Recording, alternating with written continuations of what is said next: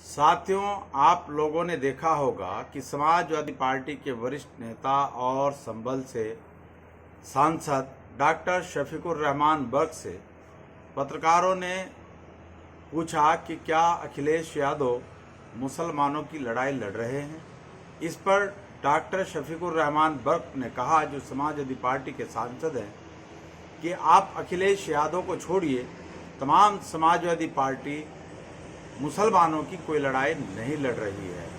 सांसद का ये बयान बेहद गंभीर है और इस पर समाजवादी पार्टी और समाजवादी पार्टी से अंधभक्ति में जुड़े मुसलमानों को आत्ममंथन करना होगा, इस पर चिंतन करना होगा और भविष्य में कोई ठोस डिसीजन लेना होगा।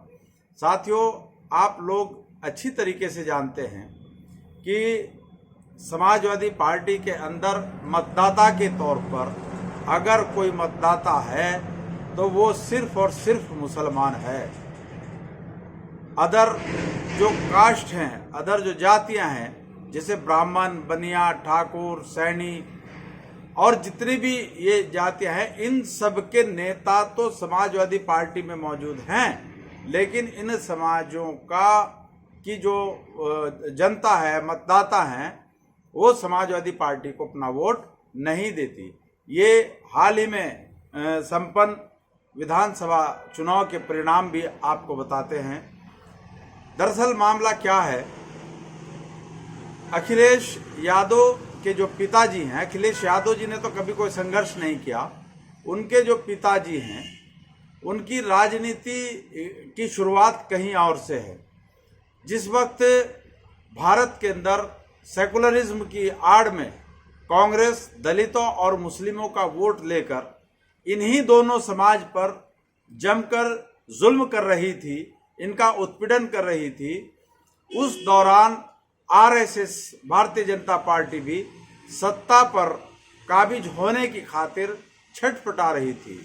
उस वक्त बताया जाता है कि आरएसएस भारतीय जनता पार्टी का एक गुप्त मुलायम सिंह यादव जी से गुप्त समझौता हुआ कि आप मुसलमानों की रहनुमाई का झंडा उठा लीजिए और इधर हम हिंदुत्व का झंडा उठा लेते हैं।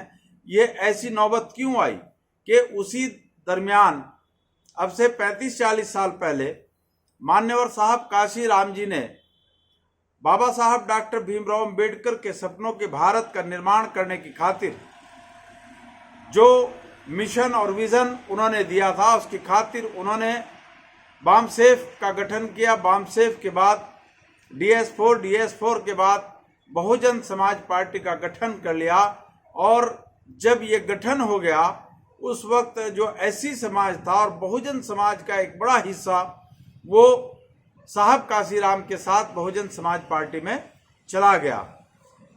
उसके बावजूद भारतीय जनता पार्टी सत्ता से कोसों दूर थी, लाख प्रयास करने के बाद भी वो सत्ता में नहीं आ पा रही थी और मुसलमानों का वोट बैंक कांग्रेस के साथ सेकुलरिज्म के नाम पर जुड़ा खड़ा था, जैसे आज समाजवाद के नाम पर अखिलेश यादव या समाजवादी पार्टी के साथ खड़ा है।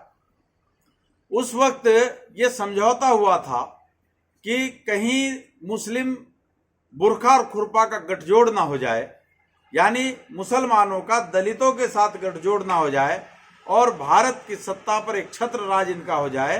तो ये बात नेताजी मुलायम सिंह यादव और भाजपा आरएसएस के लोगों के बीच हुई। ऐसा बताया जाता है कि हम हिंदुत्व का झंडा उठाएंगे और आप सेकुलरिज्म का झंडा उठाएंगे और उठाने के बाद मुसलमान तुम्हारे साथ चला जाएगा। मुसलमान के एक्शन पर रिएक्शन होकर जो हिंदू वोट है वो भारतीय जनता पार्टी के साथ चला जाएगा। ऑलरेडी दलित बहुजन समाज पार्टी के साथ खड़ा है। ऐसी सूरत में कांग्रेस वोट बैंक के मामले में सिफर पर पहुंच जाएगी और उनकी ये रणनीति बहुत हद तक कामयाब हुई। आज भारत मुक्त कांग्रेस मुक्त भारत बन गया। ऐसी स्थिति में जो बाद का दौर चला, उस दौर में भारतीय जनता पार्टी और मुलायम सिंह यादव के बीच एक समझौते के तहत एक डर और खौफ की राजनीति का जन्म किया गया, पैदा की गई। उसके तहत ये हुआ कि उधर वो हिंदुत्व को अपने साथ लामबंद कर रहे थे, कहते थे कि गर्व से कहो हम हिंदू हैं। इधर ये मुलायम सिंह यादव मुल्ला मुलायम के नाम से प्रचारित और प्रसारित किए जा रहे थे एक रणनीति के तहत। और इस तरह मुसलमानों के मन में पहले मोहब्बत मुलायम सिंह यादव के प्रति और फिर भारतीय जनता पार्टी का खौफ दिखाकर मुसलमानों के मन में डर और दहशत पैदा करके पिछले 28-30 सालों से लगातार मुसलमानों का वोट हड़पा जा रहा है। और मुसलमान भी बिना सोचे समझे, बिना किसी रहनुमा के, बिना किसी लीडरशिप के थोक में अपना वोट मुलायम सिंह यादव और समाजवादी पार्टी को देते आ रहे हैं। पहले उनके पिताजी मुलायम सिंह यादव जी को दिया, अब ये गुलामी का सिलसिला नस्ल दर नस्ल चल रहा है। अब ये वहां पर अपनी मर्जी से ही पूरी तरीके से समाजवादी पार्टी के साथ खड़े हैं। अब जो सांसद डॉक्टर शफीकुर रहमान बर्क का बयान है, उनका बयान ये अपने आप में बेहद गंभीर है। और इस बयान के लिए हम अकेले मुलायम सिंह यादव या अखिलेश यादव को दोषी नहीं ठहराते। उसके लिए चाहे आजम खान रहे हों, चाहे मरहूम रशीद मसूद रहे हों, चाहे डॉक्टर शफीकुर रहमान बर्क रहे हों, या इस तरह के जितने भी सो कॉल्ड मुस्लिम लीडर हैं जो अपना आपको मुसलमान नेता कहते हैं, वो सारे इसके जिम्मेदार हैं। अब आप देखिए, हिजाब का मामला आता है, हिजाब के मामले पर अखिलेश यादव खामोश रहते हैं, राहुल गांधी खामोश रहते हैं, बसपा सुप्रीमो भी खामोश रहती है, अरविंद केजरीवाल खामोश रहते हैं। अब पिछले 15-20 दिनों से जो अराजकता भारत के अंदर चल रही है, जो गुंडागर्दी भारतीय जनता पार्टी के लोगों की खुलेआम भारत के अंदर चल रही है, बात संविधान की जाती है लेकिन काम संविधान के खिलाफ किया जाता है। आपने बहुत सारे इलाकों में देखा होगा कि आरएसएस भाजपा के लोग डिमांड करते हैं कि मस्जिदों से लाउड स्पीकर हटाया जाए, और अगर लाउड स्पीकर नहीं हटाए जाते, माइक नहीं हटाए जाते, तो हम वहां पर माइक लगाकर मस्जिदों के सामने दिन में 2 बार हनुमान चालीसा पढ़ेंगे। इस तरह की गुंडागर्दी पूरे भारत के छत्तीसगढ़ हो, रांची हो, झारखंड हो, महाराष्ट्र हो, आपका ये राजस्थान हो, उत्तर प्रदेश के बहुत सारी जगहों पर इस तरह की हरकतें की जा रही है। और अभी उत्तर प्रदेश के अंदर ही एक कोई नए बाबा पैदा हुए हैं, उन्होंने तो सार्वजनिक रूप से कहा कि हम मुसलमानों की बहू बेटियों को उठाकर उनके साथ बलात्कार करेंगे। ये उनका कहना है, ऐसी नौबत तो कभी नहीं आएगी, और न इतना दुस्साहस उनके इतनी ताकत उनके अंदर है कि वो इस तरह की हरकत की जाएगी। अगर इस तरह की नौबत भारत के अंदर आ गई तो उसके रिजल्ट कुछ भी हो सकते हैं, परिणाम कुछ भी हो सकता है, क्योंकि संविधान आपके हाथ में है और संविधान इस देश की बड़ी ताकत है। लेकिन भारतीय जनता पार्टी की इस गुंडागर्दी पर, आरएसएस के लोगों की इस घटिया मानसिकता पर, चाहे बजरंग दल हो, विश्व हिंदू परिषद हो, शिवसेना हो, सारे के सारे जितने धर्मनिरपेक्ष और समाजवाद का चोला पहनकर मुसलमानों के बीच में राजनीति करने वाले लोग हैं, चाहे वो अरविंद केजरीवाल हो, अखिलेश यादव हो, ओम प्रकाश राजभर हो, आपके राहुल गांधी हो, आपके जितने भी लीडर हैं, आज सारे लीडर खामोशी अख्तियार किए हुए हैं। अगर मुसलमानों पर मुसीबत आती है, मुसलमानों पर इस तरह के अटैक किए जाते हैं, उनको दहशतगर्द बताकर जलील किया जाता है, और ये नेता जो समाजवाद और सेकुलरिज्म का झंडा उठाकर मुसलमानों के बीच हिंदुओं से डराकर राजनीति करने का काम करते हैं, तो मैं एडवोकेट इंतखाब आजाद तमाम मुसलमानों से देश के आह्वान करता हूं कि वो ढोंगी समाजवाद, ढोंगी धर्मनिरपेक्षता के मकड़ जाल से बाहर निकले और एक बेहतरीन लीडरशिप संवैधानिक दायरे में रहकर, कॉन्स्टिट्यूशन को हाथ में रहकर, बुरखा और खुरपा के कंसेप्ट पर जो कभी डॉक्टर जलील फरीदी और बाद में बहुजन नायक मान्यवर साहब कांसीराम ने दिया था, उस मिशन पर चलकर एक नई लीडरशिप पैदा करें। और जिन लोगों को पिछले 28-30 सालों से या 70 सालों से आजमाते आ रहे हैं और वो हमारे मुद्दों पर फेल साबित हुए हैं, ऐसे लोगों से हमें किनारा करना होगा।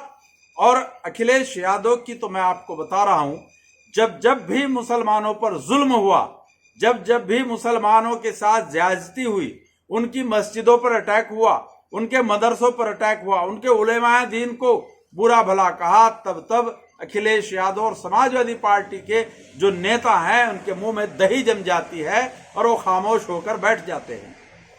अगर जो लोग थोक के भाव हमारा वोट ले रहे हैं और हमारे हक अधिकार की बात वो करने में सक्षम नहीं है, या उनको डर लगता है कहीं उनकी जांच ना हो जाए, तो ऐसे लोगों को, मुसलमानों को भी चाहिए कि उनका टोटल बहिष्कार करे। उनका वोट के मामले में उनकी ना तो रैलियों में जाएं, ना उनके नेताओं के कार्यक्रमों में शामिल हों, और जब वोट डालने का मौका आए तो उनको वोट भी ना दें।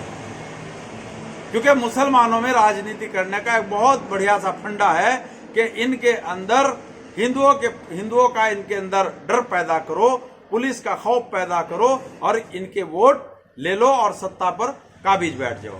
जबकि मैं एडवोकेट इंतखाब आजाद हर दफा ये बात कहता हूं कि भारत के अंदर हिंदू मुसलमान का दुश्मन न था, न है, न होगा। बहुत सारे एग्जाम्पल, बहुत सारे उदाहरण मैं आपको दे सकता हूं, जब जरूरत पड़ी दूंगा। लेकिन तथाकथित समाजवाद, तथाकथित धर्मनिरपेक्षता, इन लोगों के बकड़ जाल से मुसलमान बचे। और जो सांसद डॉक्टर शफीकुर रहमान बर्क ने बयान दिया है वो बेहद गंभीर है। मुसलमानों को आत्ममंथन करना होगा और सोचना होगा कि क्या 19% वाले लोगों का मुस्तकबिल 6% लोगों के साथ सुरक्षित है, या 19% वालों का मुस्तकबिल 22% दलितों के साथ सुरक्षित है। ये फैसला आपको लेना होगा, तभी आप सम्मान और स्वाभिमान के साथ भारत में अपना जीवन जी सकते हैं, अन्यथा नहीं। साथियों, आपने मेरी बात को ध्यानपूर्वक सुना, उसके लिए आपका बहुत बहुत धन्यवाद। जय मूल निवासी, जय संविधान, खुदा हाफिज।